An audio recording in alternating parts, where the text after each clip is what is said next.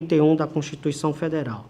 E passo para as irregularidades de natureza legal, aí aponta o passivo a descoberto no valor de R$ 2.553.471, e aí eu entendo que está em desconformidade com o que está preconizado no artigo 1º, parágrafo 1º da Lei Complementar 101, aponta a divergência encontrada na variação do saldo patrimonial financeiro e o resultado da execução orçamentária, aquele superávit da qual já tinha mencionado. E em relação à irregularidade de natureza regulamentar, eu trato aqui do não envio desses relatórios resumidos de execução orçamentária e relatório de gestão fiscal, a que fiz referência há pouco, e o não envio do PPA e da LDO, descumprindo a exigência normativa desta Corte de Contas. E aí passo ao voto. Eu entendo, com amparo tanto na Constituição Federal quanto na Constituição Estadual, que este Tribunal Pleno esse Tribunal Pleno da Corte de Contas de Alagoas adote a seguinte decisão: emitir parecer prévio recomendando à Câmara Municipal de Jacuípe a aprovação das contas do prefeito do município de Jacuípe, senhor Amaro Jorge Marques da Silva, relativa a 2012. E também por solicitar ao presidente da Câmara Municipal de Jacuípe, que seja o Tribunal de Contas comunicado do resultado do julgamento das contas anuais em questão, na forma prevista no artigo 160 da Resolução 003/2001. E aqui eu faço como esclarecimento adicional que o meu voto pela aprovação das contas, embora existam todas essas irregularidades aqui, eu entendo que não se trata de irregularidade grave à época, mesmo porque hoje essa questão do controle interno, né, que foi a única restrição de ordem constitucional que eu aponto aqui em meu voto. Tem esses outros descumprimentos de ordem legal, mas eu entendo que não justifica a rejeição das contas em razão apenas dessa norma de ordem constitucional que determina a instituição do controle interno.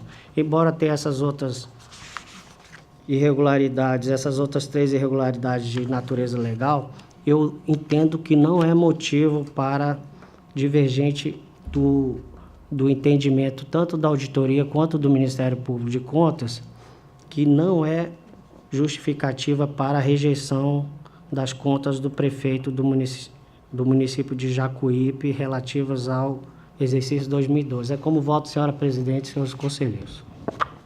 Em discussão, o processo. Palavra, conselheira Anselmo. Excelência. Tendo em vista a própria que foi declinado na relatoria do eminente conselheiro, tendo em vista a ausência do kit programação, orçamentação, que é o PPA, LDO e LOA, que esses 3 instrumentos eles estão intimamente, de forma constitucional, entrelaçados, tendo em vista, excelência, que eu tenho uma certa dificuldade para entender o que seja descumprimento regulamentar com relação ao réu. Réu tem previsão constitucional desde 88, na Constituição. RGF, se bem ouvi, se não ouvi já antecipo pedindo as desculpas, mas acrescento, o RGF tem previsão legal, o RGF na própria LRF. No mais, o não encaminhamento desses relatórios está previsto como na Lei de Crimes Fiscais, Lei 10.028. Tendo em vista, excelência, que a participação de órgãos igualmente técnicos e independentes que apontaram, como foi aqui, reitero, no que foi declinado, várias irregularidades de ordem constitucional, inclusive, aqui bem posta pelo relator, inclusive a questão do controle interno, chama a atenção que temos normativos próprios, se não me falha a memória, essa prestação de conta de 2012. Também é o último ano de mandato, fora alguma coisa que eu tenho ouvido com relação ao artigo 42, acredito que nos autos devam ter mais situações a serem verificadas. E, voltando à questão do controle interno, temos um normativo que o não encaminhamento do certificado, do parecer, do relatório do controle interno, ou a sua não instituição, ou mesmo que instituído, ele não esteja funcionando como tem normativo, por si só, tem lá previsão, é motivo de reprovação das contas, é um normativo do tribunal.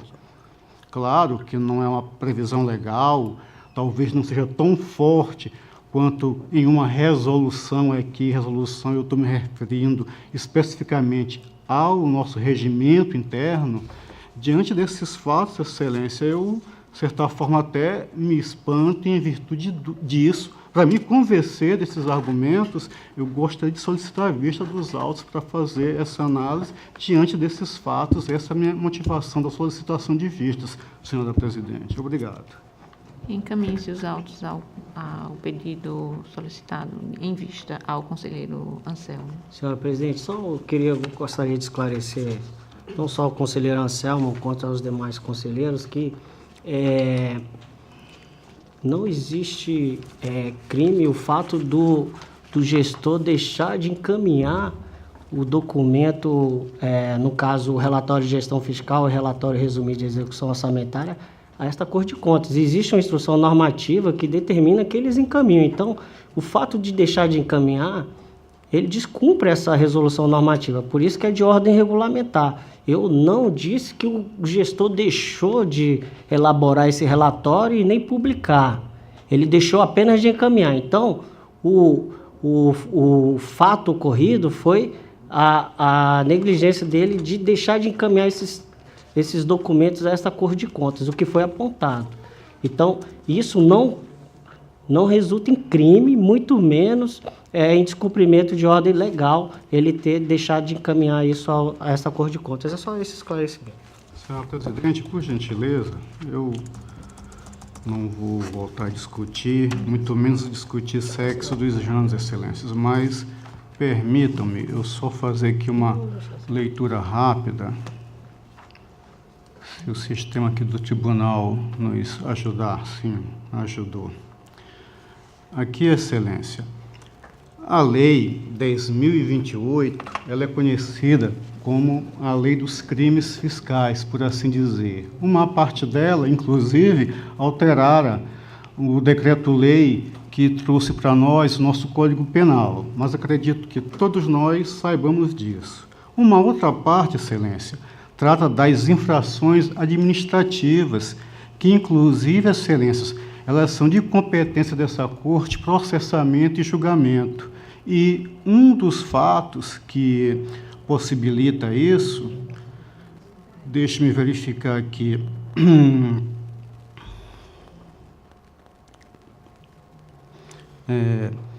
constitui infração administrativa, artigo 5º da Lei 10.028, excelência, constitui infração administrativa contra as leis de finanças públicas, que, em regra, também seria a Lei 101 de 2000, mas não somente ela, tá?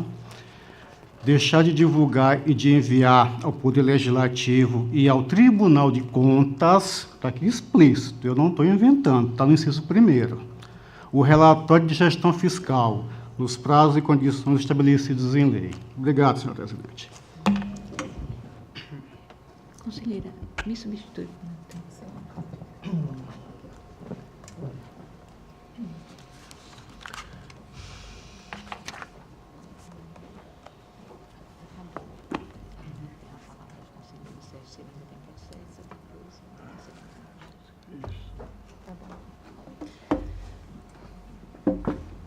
Conselheiro Sérgio, ainda tem processos pautados?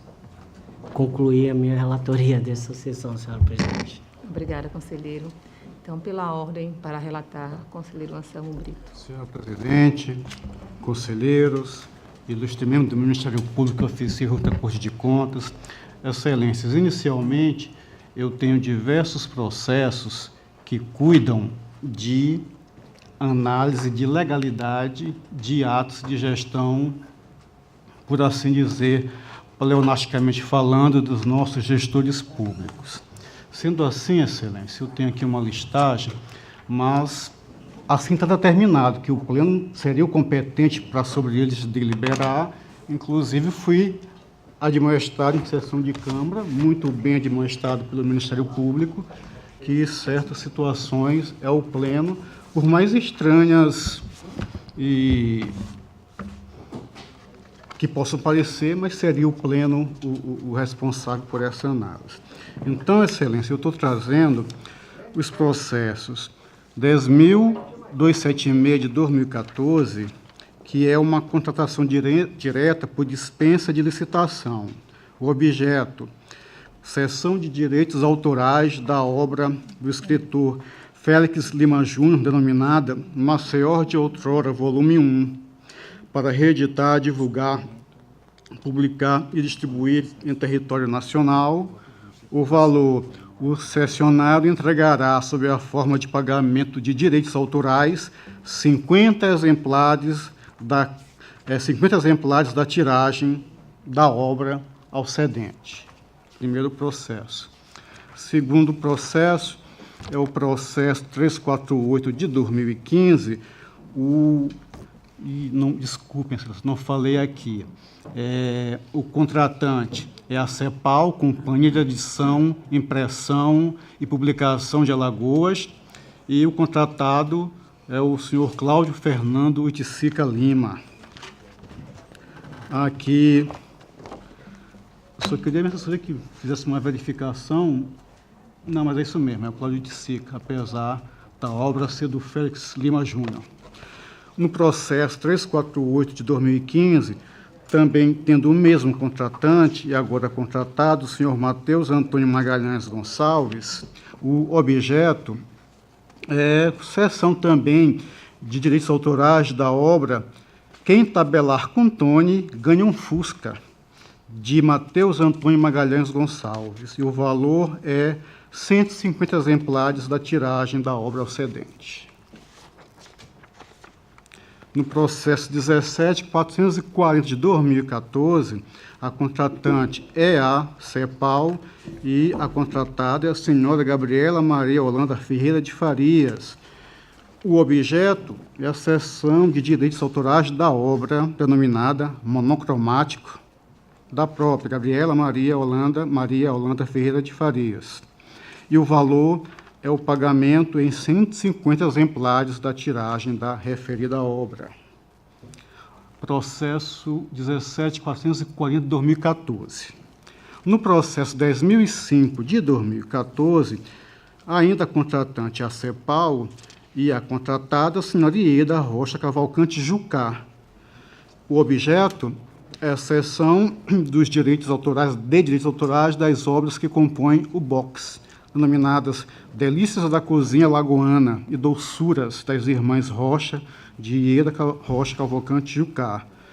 E o valor é aqui 100 exemplares da tiragem desta obra. No processo 2668 de 2014, eu tenho como contratante, mais uma vez, a CEPAL e como contratado o senhor Bruno César Ribeiro Barbosa, autor da obra denominada Das Horas. O valor do pagamento é 150 exemplares da referida. No processo 389 de 2015, novamente contratada a CEPAL, agora a contratante, CEPAL, e contratada a senhora Débora Rodrigues de Omena, França. E o objeto é a cessão de direitos autorais da obra Não Conte Comigo, da própria autora, e o pagamento são 150 exemplares de tiragem da referida obra. Processo 389 de 2015. Processo 16705 de 2014, contratante CEPAL, contratado Sérgio de Barros Prado Moura, o objeto obra denominada Apuê, de Sérgio de Barros Prado Moura, e o valor são 150 exemplares dessa obra, dessa tiragem. Tenho também um processo 11574 de 2014, a contratante é a CEPAL e a contratada é Maria Catiúcia Gonçalves Rolins, acredito que seja essa a pronúncia, e o objeto é a contratação de um serviço de bibliotecário para a área editorial da CEPAL. O valor deste contrato, R$ 1.440. Todos esses processos, excelências, que eu estou relatando, são processos de contratação direta, que é por dispensa. Todos que relatei até agora são por dispensa, que é por exigibilidade. Tenho agora processo 3109 de 2013, a CEPAL como contratante e Marli Josefina Santos da Silva como contratada, e o objeto, contratação de serviços de revisão ortográfica e gramatical para a área editorial, para desempenhar tarefas mediante a demanda da editora, compreendendo dessa forma todos os livros publicados por ela até 31 de dezembro de 2013, na sede da própria contratante. O valor, R$ 13.200. Trago o processo 14875 de 2006, contratante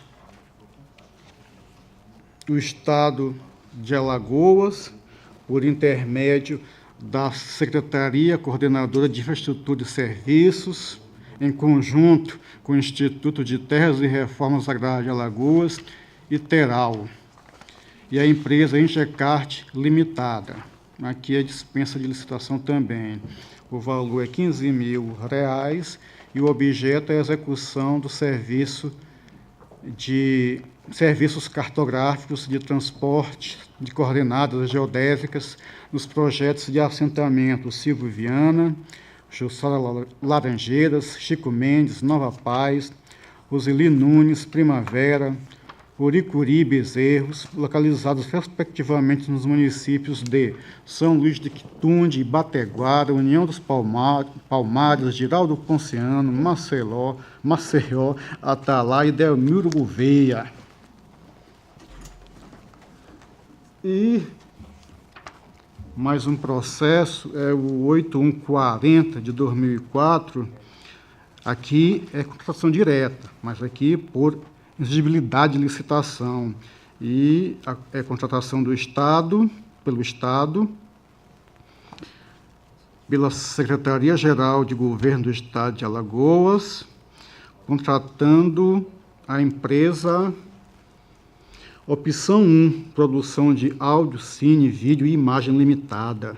E o objeto, cujo valor foi R$ 21.300, são duas apresentações musicais dos músicos Hermeto Pascoal, Fernando Melo e Luiz Bueno. Tenho agora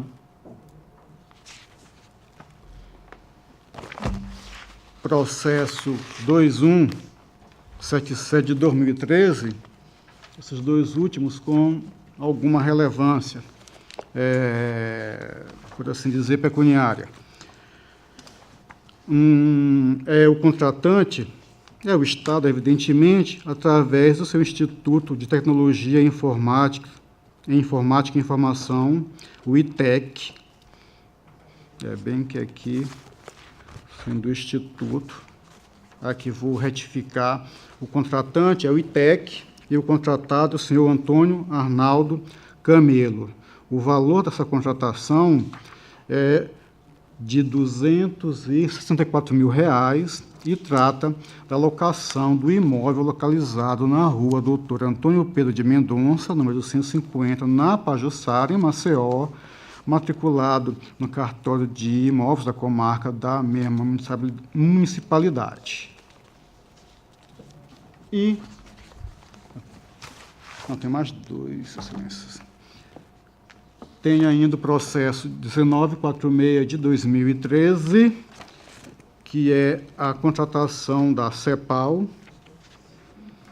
da empresa Meyer Comércio e Serviço Limitada, no valor de R$ 277.200, cujo objeto é contratação de empresa autorizada pelo fabricante e especializada na manutenção preventiva e corretiva da máquina impressora digital, não sei, aqui não tem acento, mas pelo que está aqui, Konica, Minolta, BIS, Hub Pro C 6500 EP, com reposição de peças e insumos, suprimentos, a ser executada periodicamente. E aí sim, por derradeiro, acredito, quanto a esse tipo de contrato,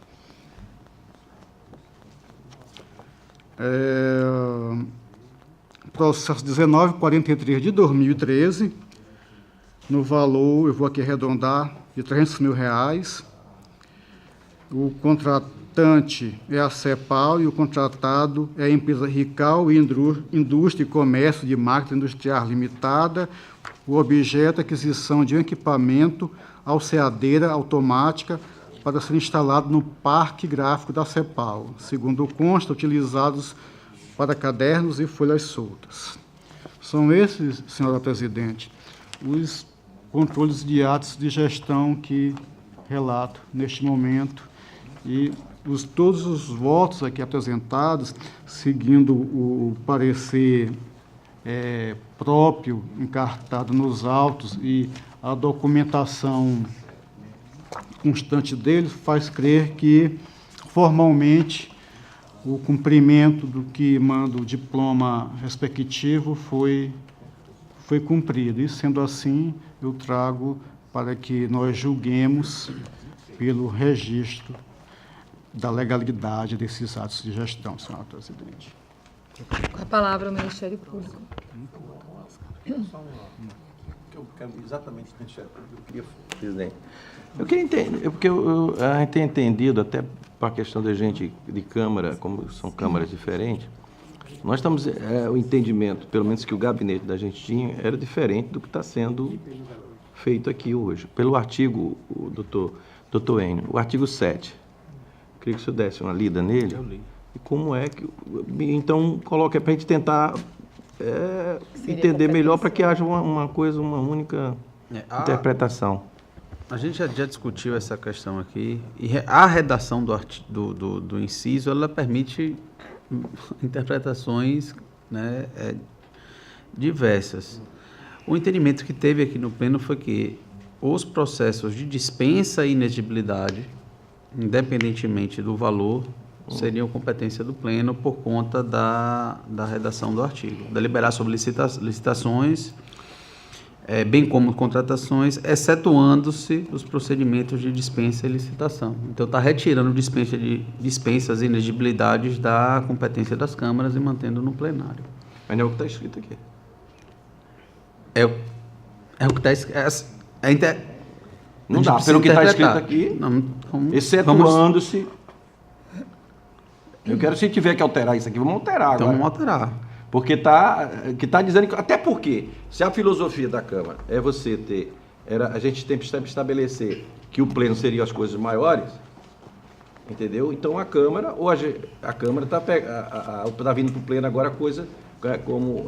que a gente até... O Luiz Eustáquio brincava muito valores irrisórios com relação Outras até sem valor, senhor. Hein? Outras sem valor mesmo, nenhum Ou valor. sem valor. Sem valor, Então, nenhum o valor. pagamento, veja só, está pagando, como Vossa Excelência colocou, de 150 unidades daquela obra que foi porque foi. Em livros. Então, entendo eu que se a proposta, mesmo que está escrito aqui, a filosofia de Câmara é abranger as coisas menores, eu acho que as coisas menores, dentro do que está do artigo, na minha visão, teria que ser, mas eu boto para discussão uma coisa que o que eu quero é unificar, tanto faz para mim, tanto faz Câmara, como o Pleno, mas o verdade, entendimento a que eu gente estou tem tendo... Hã?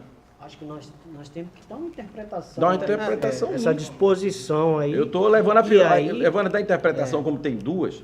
Aí eu passei para a filosofia do que a gente entende o que seriam as atribuições da Câmara. Seriam coisas menores e o Pleno seria a coisas maiores. Então, por isso que eu estou pendendo para a Câmara. Isso aqui, a minha tendência. Retorna as que foram tiradas do pleno, que eram importantes, maiores, e deixa as câmaras com...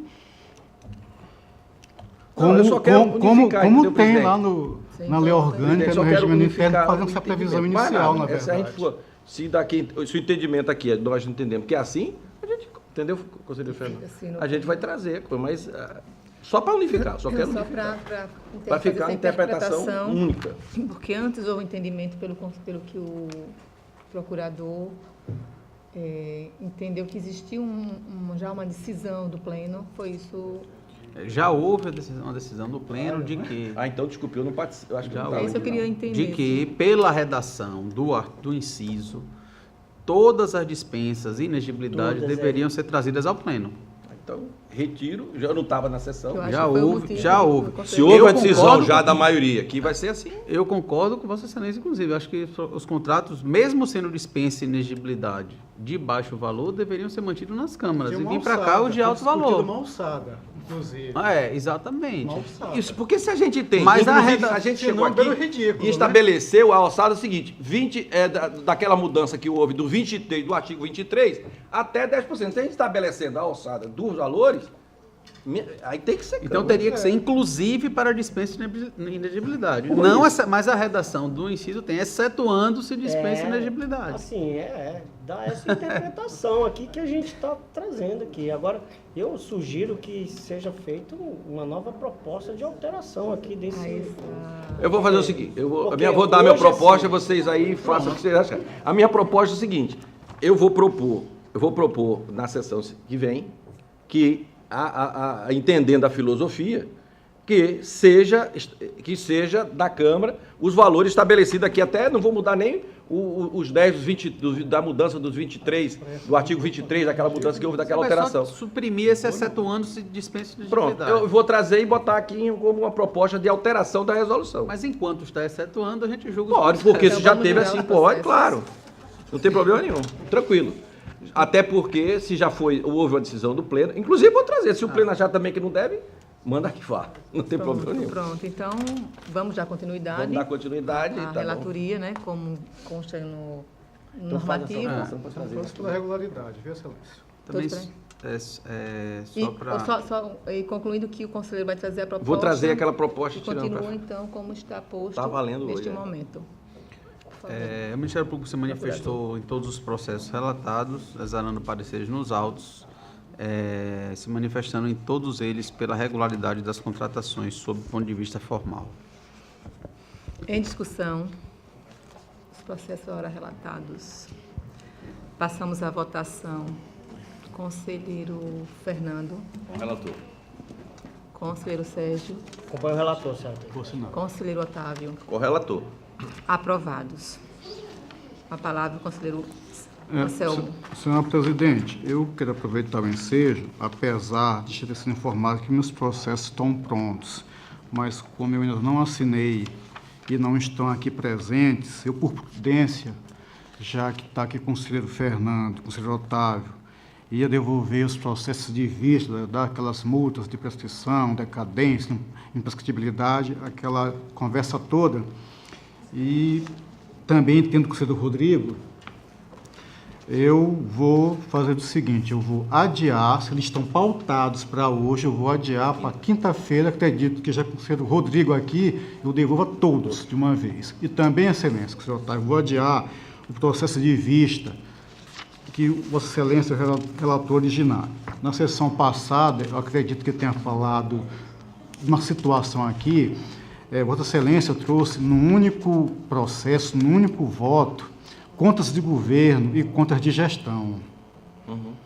E, assim, pela sistemática constitucional, a gente não poderia fazê-lo num único procedimento, num único processo, e acho que menos num único voto. Isso eu observei, eu posso falar antecipadamente aqui, não estou antecipando meu julgamento, mas apenas colocando uma situação de uma constatação que nós fizemos. Que contas de gestão, o tribunal ainda julga sobre certos aspectos, tá? Quanto aos eleitorais, elegibilidade, a gente, pela decisão do STF, temos que remeter para a Câmara para ela julgar quanto a essa parte. Se não me falha a memória, até alguma diretriz da Tricom nesse sentido, mais recente, dessas 2 ou 3 semanas. Aí, nesse sentido, eu verifiquei isso e fora as minhas análises de praxe. Mas já digo isso aqui, porque já disse na sessão passada e, por exemplo, de Vossa Excelência, foi identificado isso. No mais, Excelência, eu vou também adiar para quinta-feira. Ok. Excelências, eu adiei o restante, senhor presidente, e sendo assim, acredito que minha pauta de hoje esteja esgotada.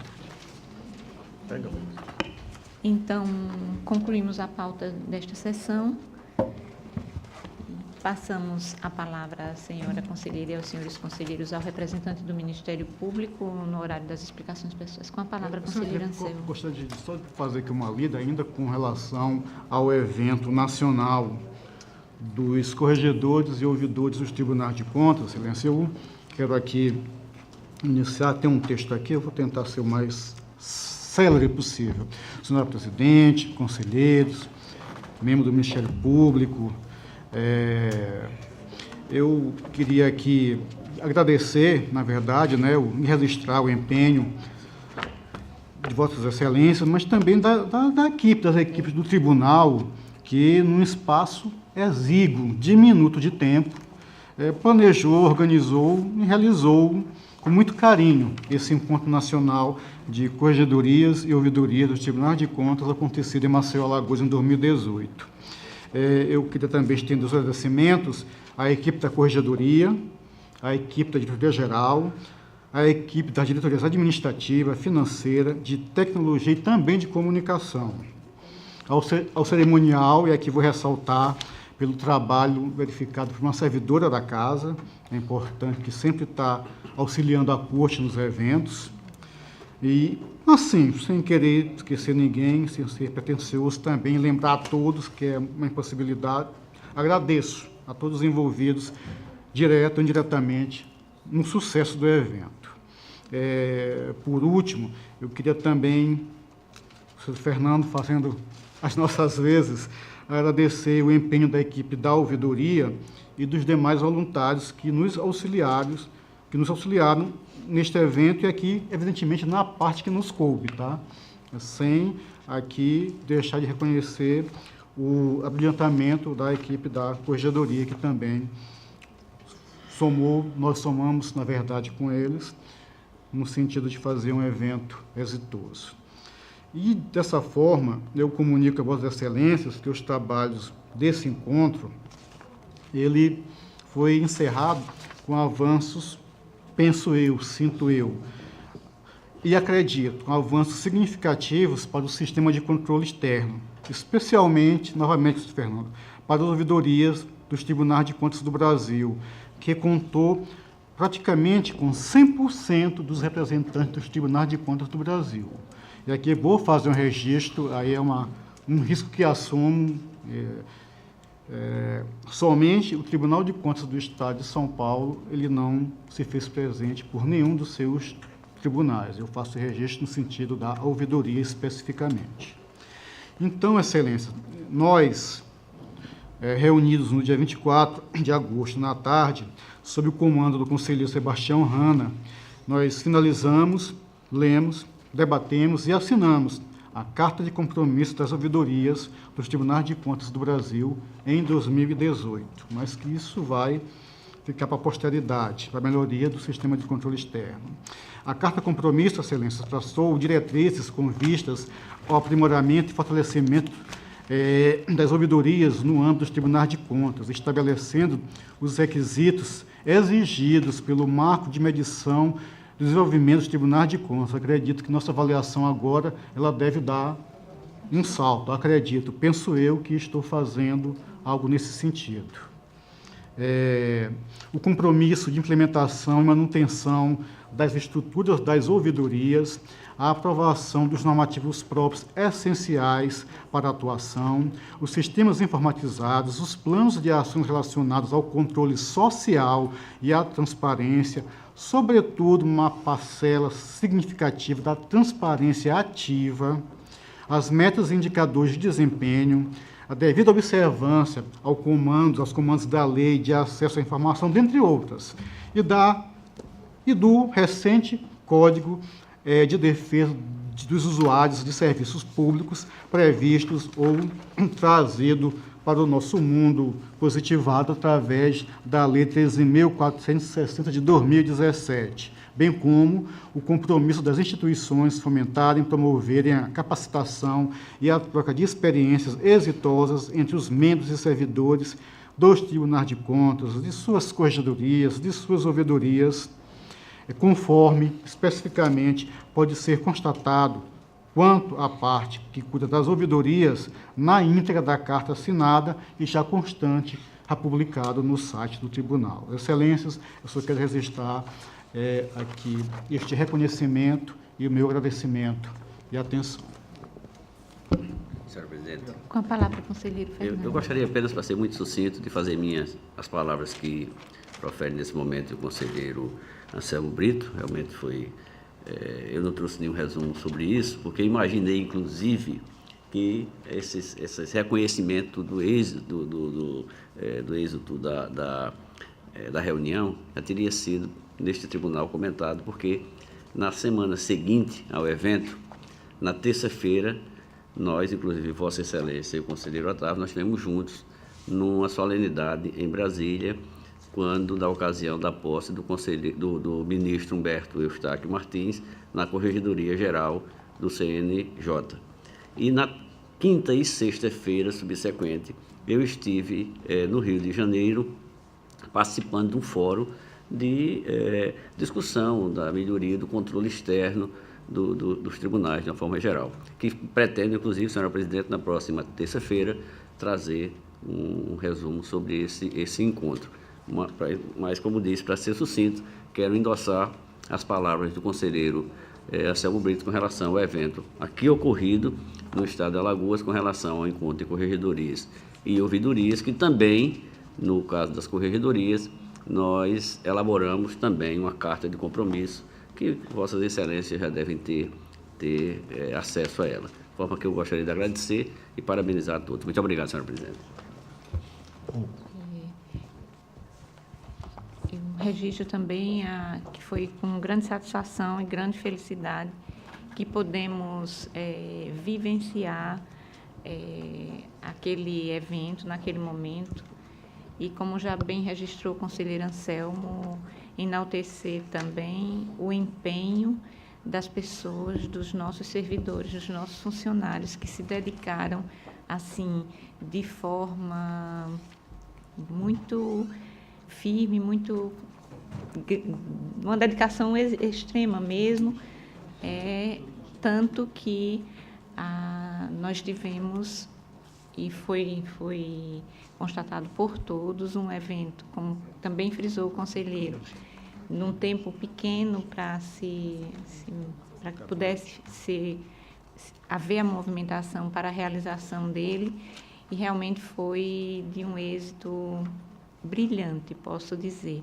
E isso se deve ao empenho destes funcionários, destes servidores, dessas equipes que se dedicaram para que o evento tivesse o êxito que teve, o sucesso que teve. Agradecer a todos e, mais uma vez, dizer que quando a gente se predispõe, quando a gente resolve fazer, mesmo dentro das nossas limitações, e como frisei naquele momento, o Brasil tem 34 tribunais que poderia, sem dúvida alguma, sediar, mas nós, com a aquiescência do conselheiro Fernando, quando demandado a respeito da realização ser feita aqui em Alagoas, e do conselheiro Anselmo, e nós, dentro da nossa limitação, podemos fazer e realizar um evento que realmente trouxe grande proveito para todos. A carta que o conselheiro Anselmo acabou de ler, das intenções, do compromisso quanto